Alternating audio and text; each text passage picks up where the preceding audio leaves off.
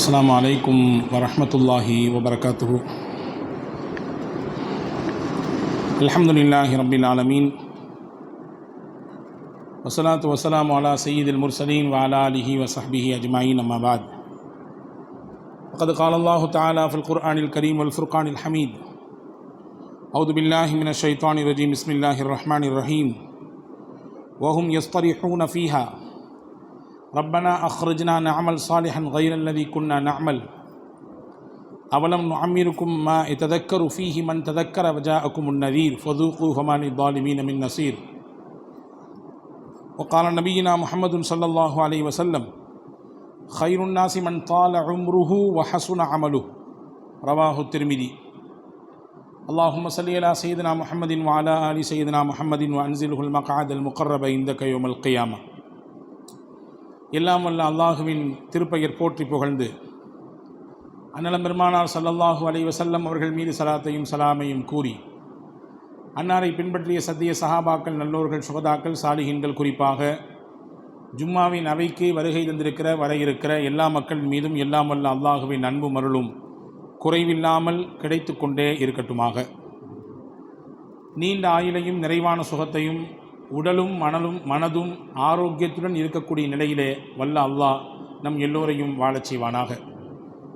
மருத்துவத்தினுடைய செலவினங்கள், துன்பதுயரங்களை விட்டு நம் எல்லோரையும் காப்பாற்றி அவனை தொழுது வணங்கி வழிபட்டு வாழக்கூடிய நன்மக்கள் கூட்டத்திலே நம்மையும் நம் குடும்பத்தினர்களையும் என்றும் சேர்த்து கொள்வானாக.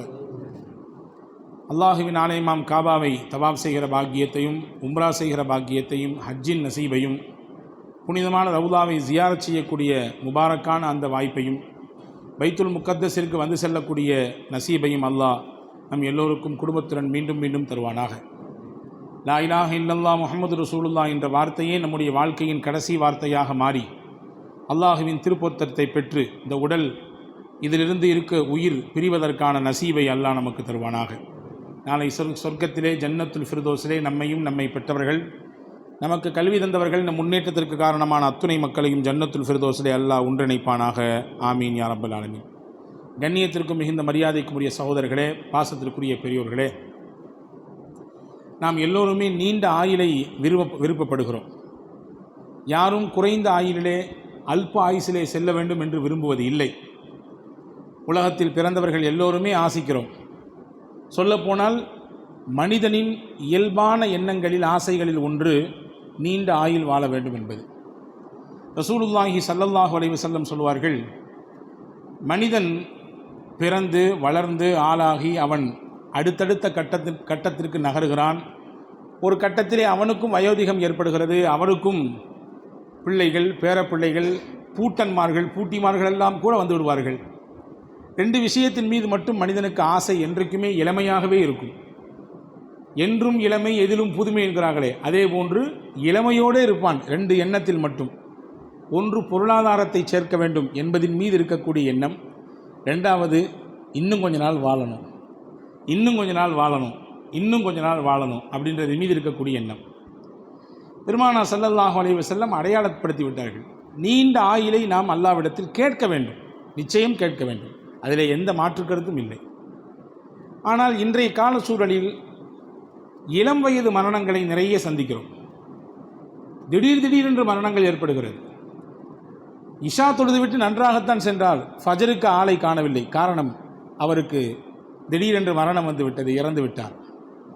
இப்போ இறப்பின் செய்தி நாளொரு மேனியும் பொழுதொரு வண்ணமுமாக வருகிறது. இயல்புதான் இயற்கை, இயற்கை தான் மரணம் என்பது. ஆனால் அது அதிகரித்து சிறு வயதில் மரணம் என்பது சர்வசாதாரணமாக இன்றைக்கு பெருத்து போயிருக்கக்கூடிய காலச்சூழலிலே நாம் வாழுகிறோம். இந்த நேரத்திலே நீண்ட ஆயுளை பெற்றுத் தருவதற்கான வழிகள் என்ன என்பதை உலகத்தில் நீண்ட வருடம் வாழ்ந்த ஒரு மனிதர் சொல்கிறார். ரொம்ப காலம் வாழ்ந்தவர் சொல்கிறார். நீங்கள் கேட்டால் ஆச்சரியப்படுவீர்கள். நாம் வாழுகிற இந்த சமகாலத்தில் வாழ்ந்து ஒரு 2 வருடத்திற்கு முன்னால் தான் மௌத்தாக இருக்கிறார். அவர் மரணிக்கும் பொழுது அவருக்கு வயது 135 வயது. 135 வயதிலே மரணித்தார்.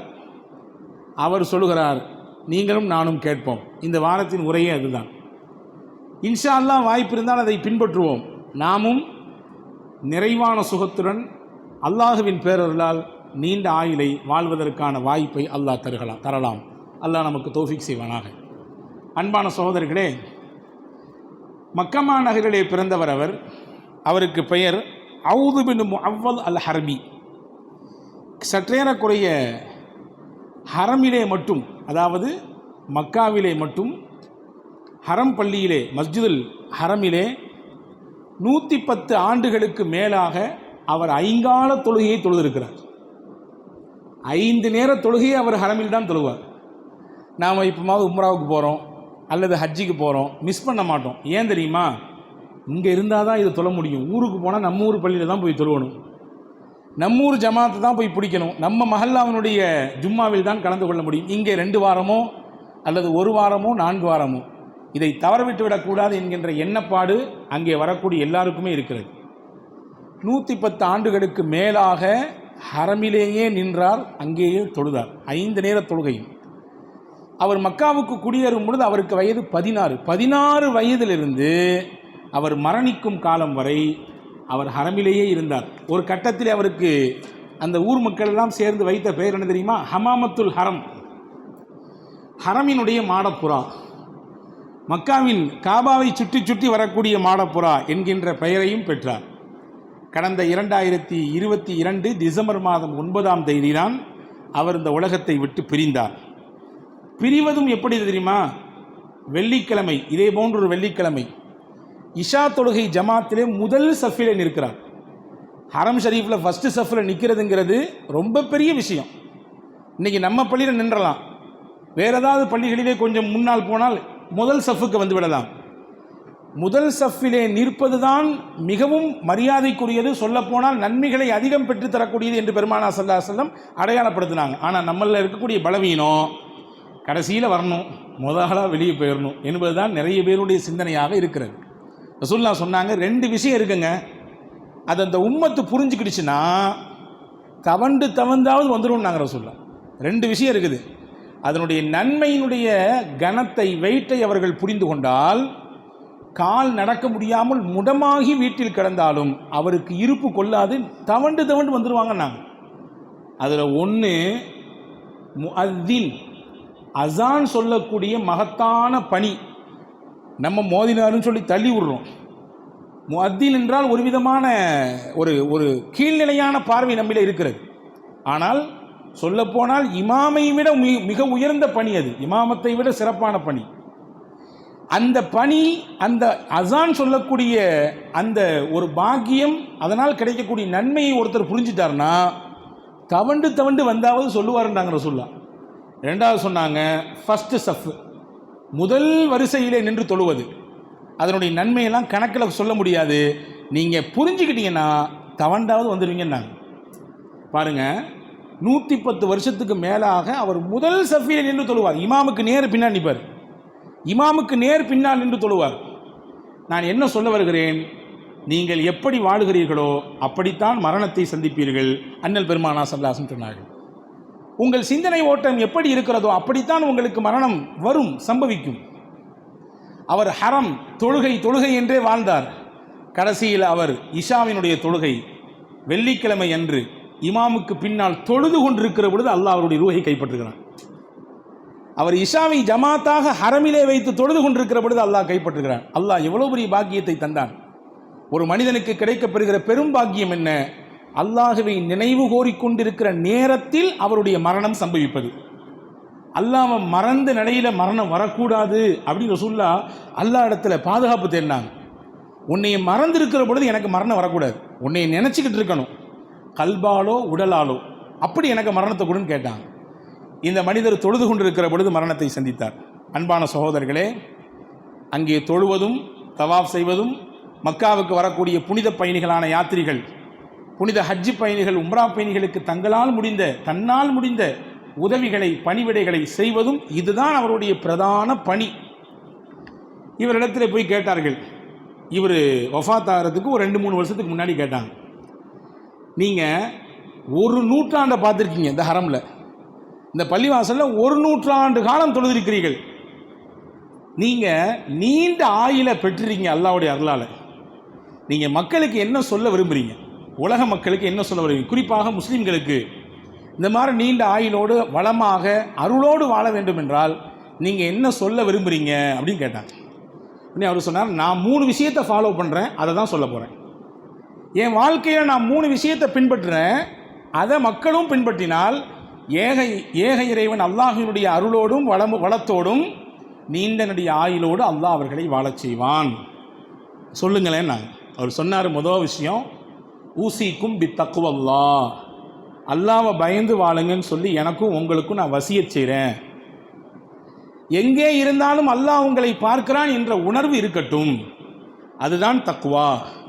நம்மள நிறைய பேர் நினச்சிட்டு இருக்கோம் தக்குவான்னா பெரிய தாடி வச்சுக்கிறது இல்லை, நல்ல பெரிய அங்கி போட்டுக்கிறது, பெரிய ட்ரெஸ்ஸு இல்லை, வேற ஏதாவது தோற்றம், இஸ்லாத்தினுடைய அடையாளத்தை காட்டக்கூடிய தோற்றம், தொப்பி வைத்துக் கொள்வது, பெரிய தலைப்பாகை கட்டுக்கொள், இதெல்லாம் முஸ்லீம் என்பதற்கான வெளிரங்க அடையாளங்களில் ஒன்று. ஆனால் இதை வைத்து ஒருவர் தக்குவாதாரியா, இரையச்சமுடையவரா என்று நாம் இதை குறியீடாக காட்ட முடியாது. ரசூலுல்லாஹ் சொன்னாங்க, அத்தக்வா ஹா ஹுனா, இரையச்சம் என்பது இங்கிருந்து வரணும்னா அது கல்போடு தொடர்புடையது, உள்ளத்தோடு சம்பந்தப்பட்டது. இரையச்சம் உள்ளவர் என்பதை வெளிரங்க தோற்றத்தை வைத்து என்னை பார்த்து நீங்கள் அடையாளப்படுத்த முடியாது. நான் தாடி வைத்திருக்கிறேன், தொப்பி அணிந்திருக்கிறேன், நீண்ட அங்கியை உடுத்திருக்கிறேன், எனவே இவர் இரையச்சம் மிக்கவர் தக்குவாதார் என்று சொல்ல முடியாது. வெளிரங்கத்திற்கும் தக்குவாவிற்கும் தொடர்பில்லை, அது உள்ளத்தோடு தொடர்புடையது என்றார்கள் பெருமானார் ஸல்லல்லாஹு அலைஹி வஸல்லம். அன்பர்களே, அவர் சொல்லுகிறார், உங்களுக்கு நீண்ட ஆயுளும் நிறைந்த சுகமும் ஆரோக்கியமான நிலையும் வேண்டுமானால் இறைவன் உங்களை பார்க்கிறான் என்ற சிந்தனையோடு எல்லா நேரமும் வாழுங்கள், முயற்சியுங்கள். முயற்சி நிச்சயம் வெற்றியை தரும். எதுவுமே முடியாது என்பது கிடையாது. நீங்கள் முயற்சித்தால் கண்டிப்பாக அதை அடைய முடியும். எதை நோக்கி உங்கள் முயற்சி இருக்கிறதோ அந்த முயற்சி நிச்சயமாக உங்கள் கைகளுக்கு வந்து சேரும். அது உலகமாகட்டும் ஆகிரத்தாகட்டும், நன்மையாகட்டும் அல்லது உலகாதாய விஷயங்களாகட்டும், முயற்சியுங்கள். இறையச்சத்தோடு இறைவன் உங்களை பார்க்கிறான் என்ற உணர்வோடு உங்கள் வாழ்க்கையினுடைய ஒவ்வொரு நிமிடமும் கழிவதற்கு முயற்சியுங்கள். உமர் ரலியல்லாஹு அன்ஹுவுடைய காலம், உமர் ரலியல்லாஹு அன்ஹு அவர்கள் ஒரு நாள் அப்படியே வெளியில் அப்படி ஒரு ரவுண்டு சுற்றி வர்றாங்க. பாலைவனம். அந்த பாலைவனத்தில் ஒரு சின்ன பையன், ஒரு அதிகபட்சம் போனால் ஒரு 12-13 வயசு இருக்கு. அந்த பையன் சில ஆடுகளை வைத்து மேய்த்து கொண்டிருக்கிறார். அவர்கிட்ட போய் அந்த பையனுடைய இரையச்சமும் இறைவனை குறித்து உண்டான சிந்தனையும் எப்படி இருக்குன்றத ஒரு சின்ன டெஸ்டிங் பண்ணலான்னு நினச்சாங்க ஹஸரத் உமர் ரலியல்லாஹு அன்ஹு. பக்கத்தில் போய் கேட்டாங்க, பாப்பா நிறைய ஆடுகள் இருக்குத, ஒரு ஆடை எனக்கு தந்துறேன் அப்படின்னாங்க. அவன் சொன்னான், அந்த பையன், அந்த சிறுவன் சொன்னார், ஆடுகளை மேய்ப்பதற்கு தான் நான் பொறுப்பு, ஆட்டின் உரிமையாளர் நான் இல்லை. அப்படின்னா என்ன அர்த்தம்? எனக்கு சொந்தமான ஆடாக இருந்தால் நான் உன்னைக்கு கேட்ட உடனே கொடுத்துருவேன். இது எனக்கு சொந்தம் இல்லை, இதுக்கு எஜமா ஒருத்தர் இருக்கார், இதற்கு உரிமையாளர் இன்னொருவர் இருக்கிறார், அவருக்கு சொந்தமானது இது அப்படின்னு சொல்கிறார். உடனே உமர் ரலியல்லாஹு திருப்பி கேட்டாங்க, இந்த உரிமையாளர் என்ன அங்கேருந்து பார்த்துக்கிட்டா இருக்கார் வீட்டில் இருந்து? யாருக்கும் தான் தெரியாது, கேட்டால் சொல்லிடு. ஒரு ஓநாய் வந்துச்சு, ஆடுகளை எல்லாம் திறத்துச்சு, நான் எப்படியோ காப்பாற்றணும்னு போய் முயற்சி பண்ணேன், ஒரு எல்லா ஆட்டையும் காப்பாற்றினேன், ஒரே ஒரு ஓநாய் மட்டும், ஒரே ஒரு ஆட்டை மட்டும் ஓநாய் அடிச்சிடுச்சு அப்படின்னு சொல்லிடு. இது இயல்பு தானே, நடக்கிறது தானே. ஓநாய்க்கு ஆட்டின் மீது வெறி, எப்படியாவது அடித்து விட வேண்டும், வீழ்த்தி விட வேண்டும் என்கின்ற தேடல், அப்படி சொல்லிடு அப்படின்னு சொன்னாங்க உமர் ரலியல்லாஹு அன்ஹு. உடனே அந்த பையன் திருப்பிக்கிட்டு சொன்னான், சொல்லிடலாம், ஏன்னா உரிமையாளர் பார்க்கல, ஆனால் அந்த உரிமையாளருக்கும் எனக்கும் உங்களுக்கும் உரிமையாளராக இருக்கக்கூடிய அல்லாஹ் பார்த்துட்டு தான் இருக்கிறான். அல்லாஹ் பார்க்காமையா இருக்கிறான்? அல்லாஹ் பார்க்காமையா இருக்கிறான் என்று தான் அந்த பையன் சொன்னான்.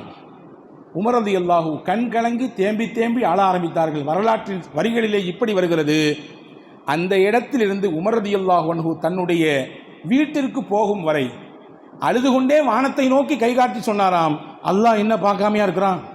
அல்லாஹ் என்ன பார்க்காமையா இருக்கிறான்? எல்லாத்தையும் அல்லாஹ் பார்க்க தானே செய்கிறான். இந்த ஒற்றை வார்த்தை எனக்கு எவ்வளோ பெரிய பாடத்தை சொல்லிக் கொடுத்து விட்டது. இந்த சிறுவன் என்று நினைத்தோமே, ஆனால் எவ்வளோ பெரிய விஷயத்தை இவர் சொல்லிக் கொடுத்து விட்டார் என்று திரும்ப திரும்ப சொல்லிக்கொண்டே போனார் என்பதாக ஒரு வரலாற்று செய்தி உண்டு. அன்பர்களே, இதுதான் இரையச்சம். எல்லா இடத்திலும் நம்மை கண்காணிக்கக்கூடியவன் இருக்கிறான். அல்லாஹ்விற்கு ஒரு பெயர் உண்டு, அர் ரகீப். ரகீப் என்றால் என்ன? கண்காணிக்கக்கூடியவன், பார்த்து கொண்டே இருப்பவன். கண்ணில் விளக்கெண்ணெய் ஊற்றிட்டு உட்கார்ந்துருக்கேன், எந்த தப்பும் நடக்க முடியாது பார்த்துக்கோ என்று சொல்கிறோமா இல்லையா? அதே போன்று அல்லாஹ் இரவு பகல், மழை வெயில், எந்த ஒரு வித்தியாசமும் இல்லாமல் எல்லா நேரமும் நம்மையும் பார்க்கிறான், நம்முடைய செயலையும் பார்க்கிறான். தனியாக இருக்கும் பொழுதும் பார்க்கிறான், கூட்டாக இருக்கும் பொழுதும் பார்க்கிறான், ஊரில் இருக்கும் பொழுதும் பார்க்கிறான், வெளியூருக்கு போனாலும் பார்க்கிறான், நண்பர்களோடு சேர்ந்து இருக்கிற பொழுதும் பார்க்கிறான், குடும்பத்தினர்களோடு இருக்கும் பொழுதும் பார்க்கிறான். எனவே அவன் பார்க்கிறான்ற உணர்வு, இதுதான் தக்குவா. இந்த இரையச்சம் ஒரு மனிதனுக்கு வந்துவிட்டால் நிச்சயமாக அவன் தவறு செய்ய மாட்டான், நாணயமாக இருப்பான், அல்லாவுக்கு அஞ்சி இருப்பான். தன் உடலும் மனமும் இச்சையை நோக்கி இழுத்தாலும் கூட கிடையாது, நான் சம்மதிக்க மாட்டேன், இது மார்க்கத்திற்கு முரணானது, அல்லாவிற்கு மாற்றமானது, அல்லாஹ் பார்க்கிறான், அவரிடத்திலே பதில் சொல்ல வேண்டும் என்ற உணர்வு அவருக்கு இருக்கும். நான் பல தடவை சொல்லியிருக்கிறேன், கோடிட்டு காட்டுகிறேன். பாலில் தண்ணீரை கலக்கக்கூடாது என்பது கலீஃபா உமரின் கட்டளை ரலியல்லாஹு அன்ஹு. ராத்திரி நேரத்தில் ரோந்து போகிற உமர் ரலியல்லாஹுவுக்கு வீட்டில் உள்ளே பேசுகிற 2 பெண்களின் சம்பாசனை, அந்த உரையாடல் கேட்கிறது. ஒரு அம்மா சொல்லுது, நல்ல திக்கா இருக்கு பால், தண்ணியை கொஞ்சம் ஊத்து. இன்னொரு அம்மா சொல்லுது, தண்ணி ஊற்றக்கூடாது, ஹலீஃபாவின் உத்தரவு. ஹலீஃபா வீட்டுக்குள்ள கூரையை பிரிச்சுட்டா பார்க்குறாரு, எவ்வளோ தண்ணி ஊற்றினாலும் ஒன்றும் தெரியாதுமா, ஊத்து. ஹலீஃபா பார்க்கலம்மா, ஹலீஃபாவுக்கும் உனக்கும் எனக்கும் அல்லாஹ்வா இருக்கக்கூடிய எஜமானனாக இருக்கக்கூடிய அந்த ஹலீஃபா அல்லாஹ் பார்க்குறானல்ல. இந்த வார்த்தையை கேள்விப்பட்டாங்க உமர். என்னதுமா செஞ்சாங்க? வரலாற்றில் இப்படியான ஒரு நிகழ்ச்சி, இப்படி ஒரு மகனுக்கு பெண் பார்த்த நிகழ்ச்சி எங்கேயுமே காண கிடைக்க முடியாது. நேராக போனாங்க வீட்டுக்கு, தான் மகனை கூப்பிட்டாங்க. ஆசிம் பின் உமர், உனக்கு ஒரு பொண்ணு பார்த்துருக்கேன், கல்யாணம் பண்ணிக்கிறான்னு கேட்டாங்க. அப்பா சொல்ல தட்டாத புள்ள, நீங்கள் சொன்னால் கல்யாணம் பண்ணிக்குவேன், நல்ல புள்ளப்பா, இரையச்சம் உள்ள பிள்ளைப்பா, அழகு அந்தஸ்து கௌரவம் அதெல்லாம் நான் பார்க்கல, இரையச்சம் நிறைவாக இருக்குது, அது இருந்தால் மற்ற எல்லாம் கிடச்சிரும், முடிச்சுக்கப்பான்னா அந்த பெண்ணை, அந்த இளம் பிள்ளையை ஆசிம் பின் உமருக்கு கல்யாணம் முடிச்சு கொடுத்தாங்க. வரலாற்றில் எழுதுகிறாங்க, இவங்களுக்கு பிறந்த சந்ததிகளில் ஒருத்தர் தான் வரலாற்றில் 2ஆம் உமர் என்று பெயர் எடுத்த உமர் இப்னு அப்துல் அசீஸ் ரஹிமஹுல்லா. இப்போ நல்ல பிள்ளைகளின் வழியாக உருவாகக்கூடிய சந்ததிகளும் சிறப்புமிக்க வாழ்க்கை வாழ்வார்கள், வாழ்வாங்கு வாழ்வார்கள், பெயர் பெற்றவர்களாக வாழ்வார்கள் என்பதற்கு இது மிகப்பெரிய அடையாளம். அப்போ அல்லாஹ் பார்க்குறான்ற உணர்வு ஒருத்தரை தப்பு செய்ய வைக்காது. அல்லாஹ் பார்க்குறான்ற எண்ணம் ஒருத்தரை தாறுமாறா பேச வைக்காது. அல்லாஹ் பார்க்குறான்ற அந்த உணர்வு தனக்கு கீழே தன்னிடத்தில் கை நீட்டி சம்பளம் வாங்கக்கூடியவராக இருந்தாலும் எல்லை மீறி அவரிடத்திலே நடந்து கொள்ள வைக்காது. காரணம் அல்லாஹ் பார்க்கிறான். அந்த பெரியவர் சொன்னார், நீங்கள் நோய் நொடி இல்லாமல் நீண்ட ஆயுள் வாழ வேண்டும் என்றால் உங்களுடைய உள்ளத்தில் இந்த உணர்வு இருக்கட்டும், எப்பொழுதுமே இருக்கட்டும். 1. 2வதாக நான் என்ன சொல்ல விரும்புகிறேன் தெரியுமா? 5 நேர தொழுகை முடிஞ்ச அளவுக்கு அதை நீங்கள் ஃபாலோ பண்ணுங்கள். நீங்கள் முடிந்த அளவுக்கு அதை பின்பற்றுங்கள். குறித்த நேரத்தில் தொழுது முடிப்பதற்கு நீங்கள் அதை உங்களுக்கு நீங்களே கடமையாக்கி கொள்ளுங்கள், உங்களுக்கு நீங்களே அதை நீங்கள் திட்டமிட்டுக் கொள்ளுங்கள். ஆனால் நம்முடைய போக்கு எப்படி இருக்கிறது? ஜும்மா மட்டும் தொழுதால் போதுமா என்ற கேள்வி நமக்கு வர வேண்டும். ஏதாவது நெருக்கடியான நேரம், நெருக்கடியான சூழல், கஷ்டம், மன அழுத்தம், ஏதோ குடும்பத்தில் பிரச்சனை, வியாபாரத்தில் நெருக்கடி, போகிற இடமெல்லாம் அடி உழுது, இந்த மாதிரி நேரத்தில் மட்டும் தொழுதால் போதுமானதா? இன்னும் சிலர் நேரம் கிடைத்தால் பார்ப்போம், இல்லை என்றால் இல்லை. அன்பர்களே, தொழுகை என்பது ஜனாசா தொழுகையை போன்றா இந்த தொழுகை? ஜனாசா தொழுகை ஊரில் சிலர் தொழுதால் போதும், எல்லாருக்கும் கடமை நீங்கிடும். இந்த மஹல்லால 500 குடும்பம் இருக்குது, ஒருத்தர் இறந்துட்டாரு, அந்த ஜனாசால ஒரு 5 பேர் வந்து தொழுது அந்த கடமை நிறைவேற்றிட்டாங்கன்னு சொன்னால் மீதி இருக்கக்கூடிய 495 குடும்பத்தினர்களுடைய அந்த கடமை நீங்கிவிடும். காரணம், ஜனாசா தொழுகை கிஃபாயா, சிலர் செய்தால் எல்லாரும் குற்றத்திலிருந்து வெளியேறி விடுவார்கள், யாருமே செய்யாட்டி எல்லாருமே குற்றவாளி. அதே போன்ற தொழுகை. இப்போ உங்களுக்கு தொழுகை நடப்பதற்கு முன்னால் நீங்கள் தொழுங்கள் தொழுங்கள் தொழுங்கள் என்று எல்லா இடங்களிலும் நாம் கேள்விப்படுகிறோம். ஒரு நாள் வரும், நம்மை கொண்டு வைப்பார்கள், நமக்கு எல்லாம் பின்னால் நின்று தக்பீர் கட்டி தொழுவாங்க. அன்னைக்கு நமக்கு 1000 ஆசை இருந்தாலும் எழவும் முடியாது, தொழவும் முடியாது. நீங்கள் தொழுங்கள் என்று நமக்கு அறிவுறுத்தப்பட்டு கொண்டே இருக்கிறது. ஒருத்தர் முஸ்லீம் ஆகிறாரு, புதுசாக இஸ்லாத்தை ஏற்றுக்கிறாரு, கலிமாவை சொல்லி கொடுக்குறோம். கலிமாவை சொல்லி கொடுத்த உடனேயே அவரின் மீது என்ன கடமையாகுது? 5 நேர தொழுகை கடமையாகுது. சுன்னத் பண்ணுமா ஹஜ்ரத்? சுன்னத் பண்ணாமல் இப்படி பரவாயில்ல, சுன்னத் பண்ணாமல் இருந்தால் கூட தொழணும். அதில் அடுத்து முதல்ல கலிமா வந்துச்சுன்னா தொழுகை வந்துடணும். அப்போ இப்படி நமக்கு அறிவுறுத்தி தரப்பட்ட மார்க்கம் தான் இஸ்லாம். 5 நேர தொழுகை, 5 நேர தொழுகைக்கும் 5 பலன்கள் இருக்கிறது. மன் சல்ல சுப்ஹ ஃபஹுவ ஃபீ திம்மத்தில்லாஹ், யார் ஒருவர் ஃபஜர் தொழுகிறாரோ அல்லாஹ்வுடைய பொறுப்பு கீழே வந்துடுறார். நாங்கள் ரசூலுல்லாஹ், அல்லாஹ்வுடைய பொறுப்பு கீழே வந்தவர் அல்லாஹ் கைவிடுவானா? இன்று நான் யோசிக்க வேண்டும், நான் கேட்க வேண்டும். நான் இமாம், நான் உங்களுக்கு வழிகாட்டி, நீ இன்னைக்கு ஃபஜர் தொழுதியா? நீ இன்னைக்கு ஃபஜர் தொழுது முடிச்சிட்டியா? அப்போ நீ அல்லாஹ்வுடைய பாதுகாப்பு கீழே வந்துட்ட. இன்னைக்கு நான் ஃபஜர் தொழுகலையே, அல்லாஹ்வுடைய பாதுகாப்பு எனக்கு கிடைக்காதா என்ற கேள்விக்குறியும் ஆதங்கமும் வருத்தமும் நமக்கு ஏற்பட வேண்டும். லுஹர் தொழுகை உங்களுடைய ஒளியே அதுதான். ஒளிமயமான வாழ்க்கைக்கான மிகப்பெரிய வழியை தரக்கூடியது லுஹர் தொழுகை. ரசூலுல்லாஹ் சொன்னாங்க, அசர் தொழுகை, எந்த ஒரு மனிதன் அசர் தொழுகையை விடுகிறாரோ, ஜமாத்தா தொழுகிறாரு அல்லது தனியாக தொழுகிறாரு, விட்டு விட்டாருன்னு சொன்னால் கஅன்னமா ஊத்திர அஹ்லுஹு வமாலுஹு, அவருடைய பொருளாதாரமும் அவருடைய குடும்பமும் மொத்தமும் இழந்து நடுத்தருக்கு வந்தால் எப்படியோ அப்படித்தான். குடும்பமும் இல்லை, சேர்த்து வச்ச காசும் இல்லை, எல்லாம் கரைஞ்சு போச்சு அல்லது எல்லாம் ஜப்தி பண்ணிட்டாங்க. இப்போ நடுத்தரில் ஒருவர் நிற்கிறார், அவரின் நிலைப்பாடு எப்படி இருக்குமோ அப்படித்தான் அசரை விட்டவர். மகரிபை பற்றி பேசினார்கள் பெருமானார். மகரீப் தொழுகை என்பது பகலினுடைய வித்திர், பகலில் வித்திரு, ராத்திரி ஒரு வித்திரு வச்சிருக்கான், இஷாவுக்கெல்லாம் பின்னாடி 3 ரக்காத், அது கடைசி இரவினுடைய வித்திர். அது பகலுடைய வித்திர் எது? அதுதான் மகரீப் தொழுகை. இஷா தொழுகையை பற்றி பெருமானார் பேசினார்கள், ஒருவர் இஷாவை தொழுது விட்டால் ஃபக்க அன்னமா காம நிஸ்ஃபல் லைல், இரவின் சரிபாதி நின்று வணங்கிய அந்தஸ்தை அல்லாஹ் தருவான். நம்மளால் முடியுமாங்க? 27ஆம் கிழமையில் கூட நம்மளால் முடியல. அரை ராத்திரிலாம் முழுசாக நிற்கிறதுக்கு முடியல. நேரம் ஆயிடுச்சு, சீக்கிரம் முடிங்க என்று தான் நாம் சொல்லுகிறோமே ஒழிய, இரவில் பகுதியை நின்று தொழுத நன்மையை அல்லாஹ் எளிதாக இஷாவை நீங்கள் நிறைவேற்றிவிட்டால் கொடுத்து விடுவான். அது மட்டுமல்ல, நமக்கு ஒரு உரிமை சீட்டு கிடைத்துவிடும். நான் முனாஃபிக் இல்லை, நான் நயவஞ்சகன் இல்லை என்பதற்கு அடையாளம் நான் இஷாவை தொழுதாக வேண்டும். இஷாவை நான் தொழுது விட்டால் நான் நயவஞ்சக கூட்டத்திலே சேர மாட்டேன், முனாஃபிக்கீன்களின் பட்டியலிலே இணைய மாட்டேன் என்று நபிகள் நாயகம் ஸல்லல்லாஹு அலைஹி வஸல்லம் சொன்னார்கள். எனவே அந்த பெரியவர் சொல்கிறார், நீண்டாயினோடு வாழ வேண்டும் என்றால் 5 கால தொழுகையை நேமமாக முடிந்த அளவுக்கு அந்த நேரத்திலே தொழுது நீங்கள் வாருங்கள். 3வது முக்கியமான ஒரு பாயிண்ட் சொன்னார். 135 வயசு வாழ்ந்த அவுது பின் முஅவ்வத் அல் ஹரபி சொல்கிறார், நீங்களும் என்னை போன்ற நீண்ட ஆயுளை அல்லாஹ்வின் பேரருளால் அனுபவிக்க வேண்டும் என்றால் உங்களை பெற்ற பெற்றோர்களினுடைய நன்மதிப்பையும் துஆவையும் பெற்றுக்கொள்ளுங்கள். பெற்றோர்களுக்கு நீங்கள் ஆற்றக்கூடிய அந்த உபகாரம் உங்களுக்கு நீண்ட ஆயுளை பெற்றுத்தரும், நிறைவான சுகத்தை உங்களுக்கு பெற்றுத்தரும். நீங்கள் கேட்கலாம், எங்கள் பெற்றோர்கள் ஹயாத்தாக இல்லையே, பரவாயில்லை, மௌத்தாகிவிட்டாலும் அவர்களை ஒருபொழுதும் ஒரு நாளும் உங்கள் துஆவிலே மறக்கவே மறக்காதீர்கள். நீங்கள் கையேந்தி உங்களுக்காக கேட்கிற நேரமெல்லாம் அவர்களை நீங்கள் மறந்து விடாதீர்கள்.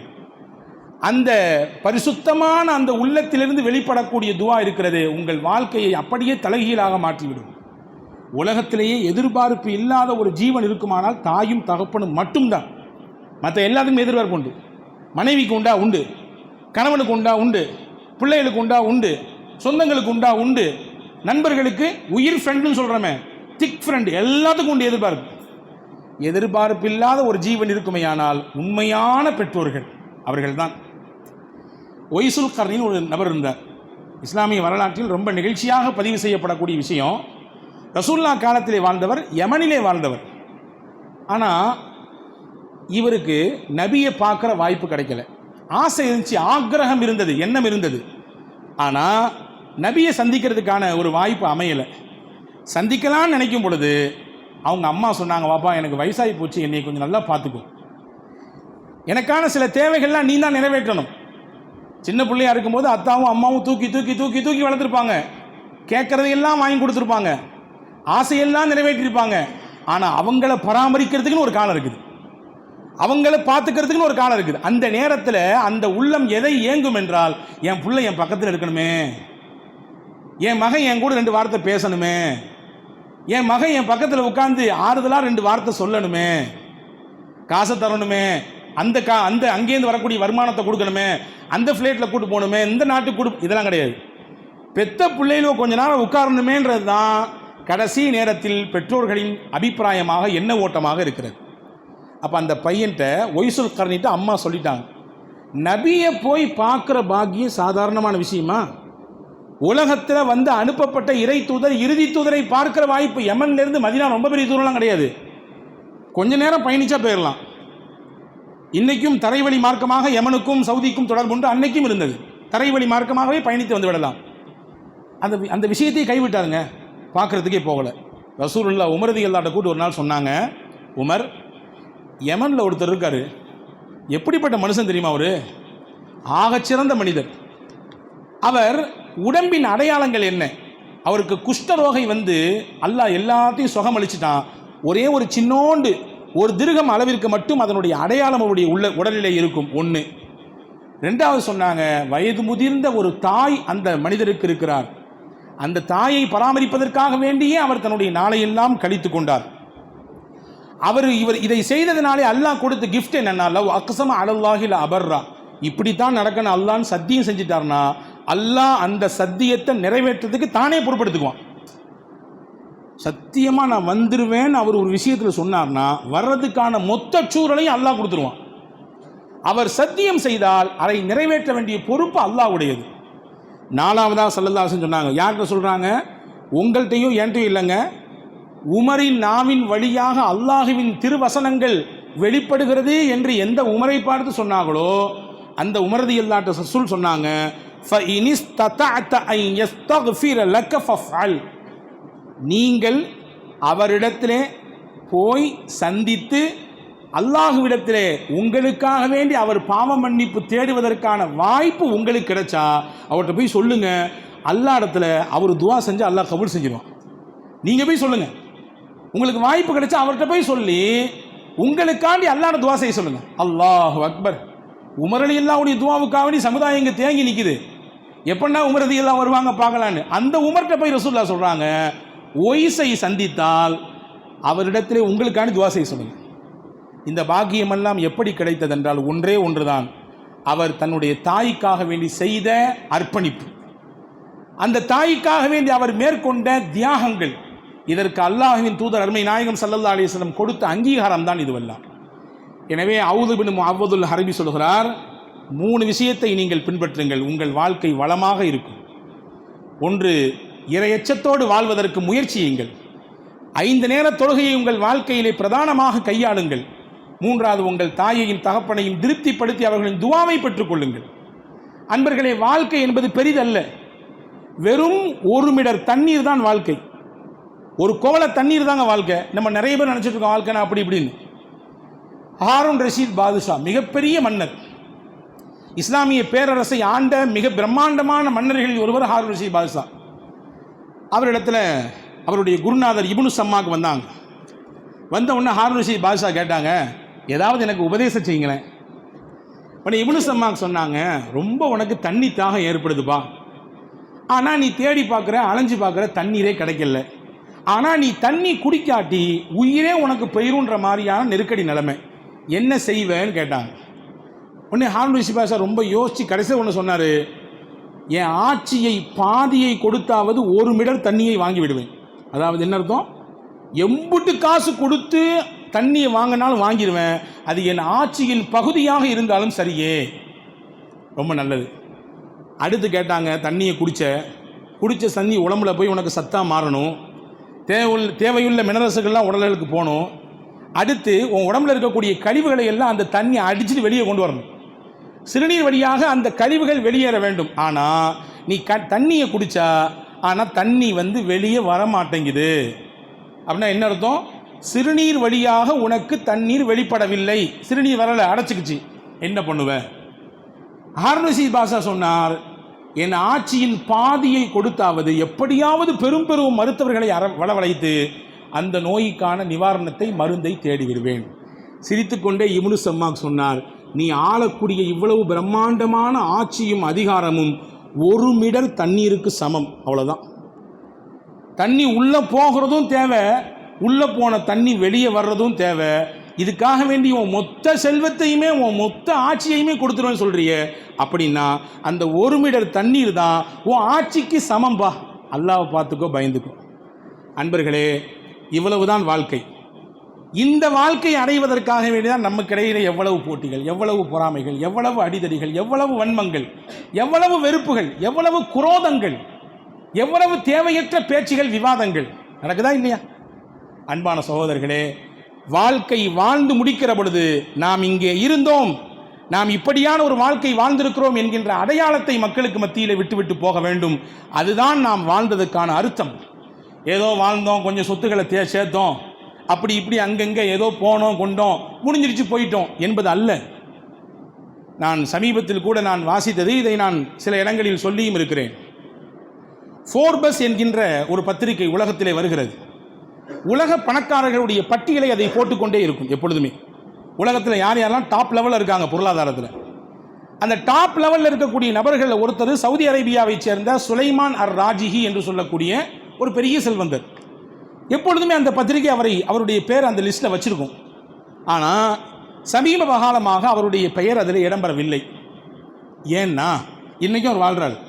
நீங்கள் மக்கா மதீனாவுக்கு போனீங்கன்னா வெளியே வந்த உடனே பார்த்தீங்கன்னா அர் ராஜிஹி பேங்க்னு இருக்கும். அர் ராஜிஹி வங்கி, அந்த வங்கியினுடைய உரிமையாளர் அவர் தான். அல்லாஹு அக்பர். அல்லாஹ் அவருக்கு கொடுத்த செல்வத்தை தான் மட்டும் பயன்படுத்தக்கூடாது, பிறரும் பயன்படுத்தி நாம் அல்லாஹ் நமக்கு வழங்கியிருக்கிறான், அதன் மூலமாக பிறரும் பயனடைய வேண்டும் என்கின்ற உயர்ந்த குணத்திற்கு சொந்தக்காரர். ஒன்று புரிஞ்சுங்க, இது ஒரு ரகசியம் சொல்லுகிறேன், கேளுங்கள். யாருக்கெல்லாம் தான தர்மம் வழங்குகிற வாய்ப்பையும் அதற்கான சூழலையும் அல்லாஹ் ஏற்படுத்தி கொண்டே இருக்கிறானோ அவர்களின் ஆயுளை அல்லாஹ் கூட்டி கூட்டி கொடுத்து கொண்டே இருப்பான். நிறைவான ஆயுளை அவர்களுக்கு தருவான். காரணம், அதீ இப்னு ஹாத்திம் ரலியல்லாஹு மிகப்பெரிய வள்ளல், அல்லாஹ் நீண்ட ஆயுளை கொடுத்துருந்தான் அவங்களுக்கு.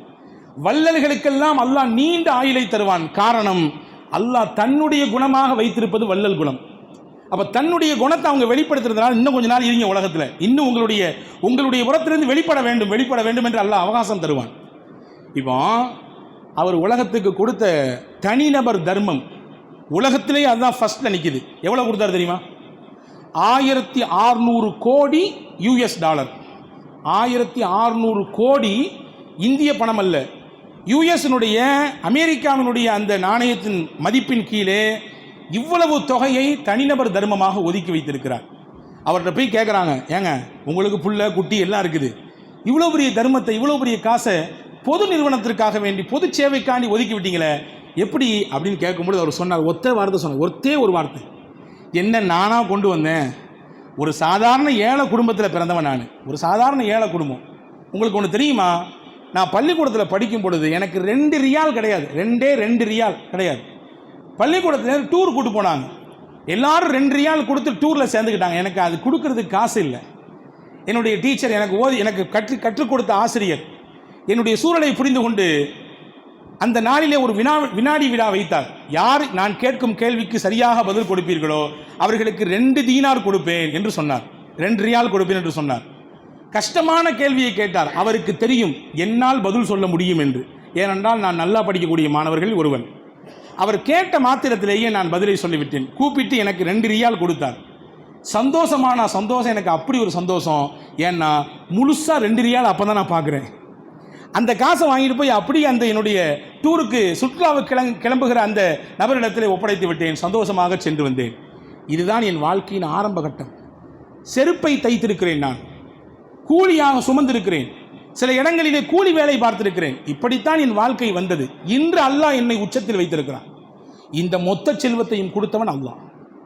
இவ்வளவு பெரிய செல்வத்தை பின்புலமாக அல்லாஹ் எனக்கு தந்திருக்கிறான் என்றால் கொடுத்தது என்னுடைய திறமையோ என்னுடைய ஆற்றலோ அல்ல, அல்லாஹ் கொடுத்திருக்கிறான். அவனுக்கே திருப்பி கொடுப்பது தானே மரபு. எனவே அவன் கொடுத்ததை அவனுக்கே கொடுக்கிறேன், இதில் என்ன ஆச்சரியப்படுறதுக்கு இருக்கு என்று ரொம்ப கேஷுவலாக சொன்னார், ரொம்ப சிம்பிளாக சொன்னார். அன்பு சகோதரர்களே, சொல்ல வரக்கூடிய செய்தி என்னவென்றால், ஏதோ வாழ்ந்தோம் என்றில்லாமல் இதே போன்று சுலைமான் அர் ராஜிஹியை போன்று, ஹாரூன் ரஷீத் பாதுஷாவை போன்று, அதற்கு ஐவத் இப்னு முஅவ்வத் அல் ஹரபி என்ற 135 ஆண்டு காலம் வாழ்ந்து மக்காவிலேயே வாழ்ந்து தொழுகையிலேயே மரணித்தாரே அந்த மனிதரை போன்று சிறப்புமிக்க வாழ்க்கை வாழ வேண்டும் என்கின்ற சங்கல்பம், அந்த உறுதிப்பாடு நமக்கு வேண்டும். எல்லாம் வல்ல அல்லாஹ் அப்படிப்பட்ட மிகச்சிந்தனையோடு வாழக்கூடிய நல்ல தௌஃபீக்கை நமக்கு தருவானாக. நமக்கிடையில் இருக்கக்கூடிய பகைகள், முரண்கள், வெறுப்புகள், வன்மங்கள் எல்லாத்தையும் அப்பப்போ கலைஞ்சிடணும். ட்ரெஸ்ஸு போடுறோம், அழுக்காயிருது, என்ன செய்வோம்? நான் விலை உயர்ந்த ட்ரெஸ்ஸுங்க, இது நிறைய காசு கொடுத்து வாங்கியிருக்கேன், அழுக்கானாலும் பரவாயில்ல, நான் இதையே தான் போட்டுட்டு சுற்றுவேன் என்று உலகத்தில் யாரும் சுற்றுறதில்லை, யாரும் அலையிறதில்லை. அழுக்கானா கலட்டிடுறோம். அதே போன்று உள்ளங்களில் சேரக்கூடிய அழுக்கு தான் வன்மம், வெறுப்பு, பகை, தேவையற்ற முரண்கள். அதை அப்பப்போ கழட்டி வச்சிடணும். எப்படி நாம் உடையை கலட்டி துவைத்து புத்தானையை போன்று நாம் நல்ல இஸ்திரி பண்ணி போட்டுக்கிறோமோ, அதே போன்று அப்பப்போ நம்முடைய உள்ளத்தில் தோன்றக்கூடிய இந்த மாதிரியான எண்ணங்களையும் கலட்டி வைத்து விட்டால் நிச்சயம் சிறப்பு மிகுந்த வாழ்க்கை வாழ்வதற்கு அடையாளத்தோடு நாம் வாழ்வோம். எல்லாம் வல்ல அல்லாஹ் அப்படிப்பட்ட சிறந்த சிந்தனையை உங்களுக்கும் எனக்கும் எல்லா மக்களுக்கும் வழங்கட்டுமாக. ஆமீன். வாஹிர் தாவான் அல்ஹம்துலில்லாஹி ரப்பில் ஆலமீன். அஸ்ஸலாமு அலைக்கும்.